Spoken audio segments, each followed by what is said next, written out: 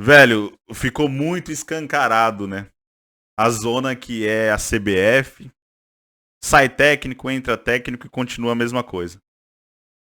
Uruguai, uma seleção com menos recursos, digamos assim, né? O Uruguai é um país pequeno, eles não conseguem gerar tantos jogadores, né? Quanto o Brasil. Só que tem um porém. A Federação Uruguaia, ela leva muito mais sério a seleção do que a federação, né? A CBF. O treinador do Uruguai leva muito mais sério o trabalho dele do que o nosso treinador, né? O Diniz. Basicamente isso. No Uruguai, a gente não viu o Cavani jogando hoje, não tá mais sendo convocado, já não agrega mais. Um jogador que não tá conseguindo fazer gol nem lá no jogando pelo Boca, enfim. Jogador que já foi a época dele no Uruguai, rodou, não tem mais vez. A gente não viu mais o Soares. O Soares não joga mais na seleção uruguaia, rapaziada. Não tem mais brecha para eles. A gente viu quem? A gente viu o Darwin Nunes. A gente viu o De La Cruz, que por sinal está sendo pretendido por Flamengo e Palmeiras.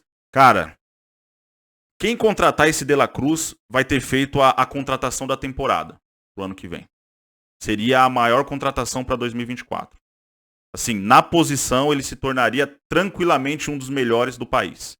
Se não o melhor. Então assim, no Uruguai a gente tá vendo isso. Darwin Nunes, De La Cruz, Valverde. Os três destruíram a seleção brasileira.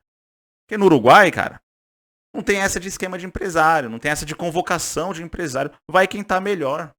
Não vai essa de ex-jogador em atividade. Não tem essa mais. Cavani já era. Soares já era. Não que eles sejam ex-jogadores em atividade. Eu acho que eles ainda têm muito o que render ainda. Só que não estão bem. Não estão fazendo gol. Então, não vai para a seleção. Agora, na seleção brasileira, é isso que a gente vê, rapaziada. É uma seleção que eu até vou ter que usar uma colinha aqui, porque eu não sei o nome dos jogadores. Boa parte dos jogadores da seleção eu não conheço, sinceramente.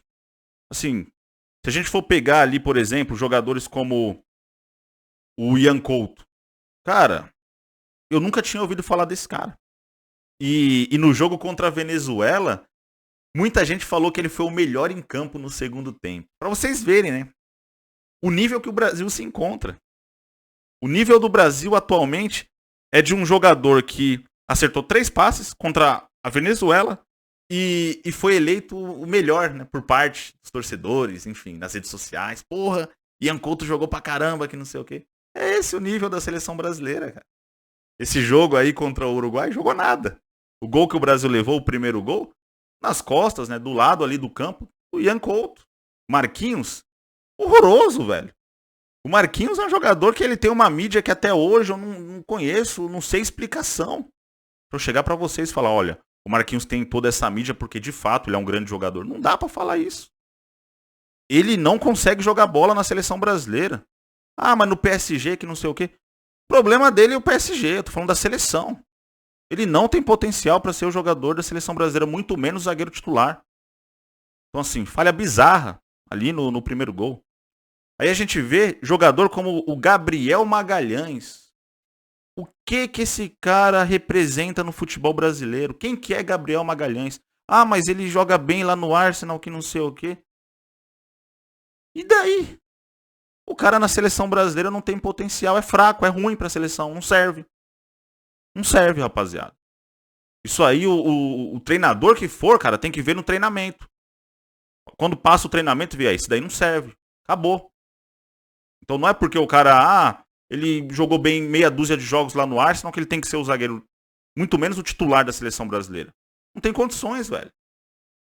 Aí a gente vê na lateral esquerda Carlos Augusto. Quem que é Carlos Augusto? Esse cara ganhou o quê? Esse cara joga onde? Sinceramente, eu não sei quem que é Carlos Augusto, rapaziada. Se eu não me engano, ele é um revelado no Corinthians, mas nunca teve nem destaque no Corinthians quando foi revelado. Muito torcedor corintiano nem deve saber da existência dele. Mas tá na seleção. Ganhou nada na Europa. Assim como o Gabriel Magalhães ganhou nada. Ian Couto muito menos. É isso. Limitado a isso, seleção brasileira.